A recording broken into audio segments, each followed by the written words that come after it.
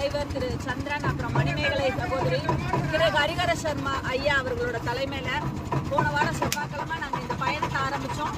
ராமேஸ்வரம் அந்த அன்னைக்கு வந்து பாத்தீங்கன்னா செவ்வாய்க்கிழமை அவங்கவுங்க வீடுகள்ல இருந்து புறப்பட்டு புதன்கிழமை ராமேஸ்வரம் வந்தடைந்து ராமேஸ்வரத்திலிருந்து காசி மாநகருக்கு பயணம் துவங்கினோம். அந்த ராமேஸ்வரத்துல பாத்தீங்கன்னா வெற்றி தரக்கூடிய விஜய கணபதி ஹோமம், நவகிரக ஹோமம் உள்ளிட்ட அனைத்து ஹோமங்களும் செயல்பட்டு அன்னைக்கு வந்து நாங்க காசிக்கு கிளம்பினோம்.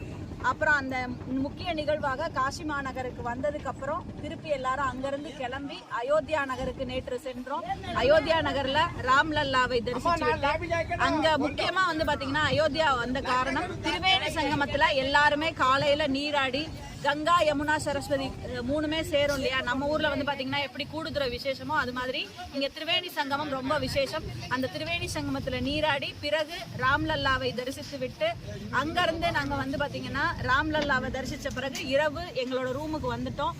இப்போ இன்னைக்கு அதிகாலையில வந்து பாத்தீங்கன்னா இந்த முக்கிய நிகழ்வான காசியில பிண்ட பிரதான நிகழ்வு தாய் தகப்பன் இல்லாதவங்க தான் செய்யணும்னு சொன்னாங்க. அப்ப அவங்களுக்கு உண்டான பிண்ட பிரதான நிகழ்வு நாங்க வந்து கேதார் கட்ல கிளம்பி மணிகர்ணிகா கட் வரைக்கும் போனோம். அங்க வச்சு இந்த பிண்ட பிரதான நிகழ்வு செஞ்சு மணிகர்ணிகா கட்ல மறுபடியும் நீராடி விட்டு கங்கா மாதாவை தரிசிச்சுட்டு எல்லாருமே வந்து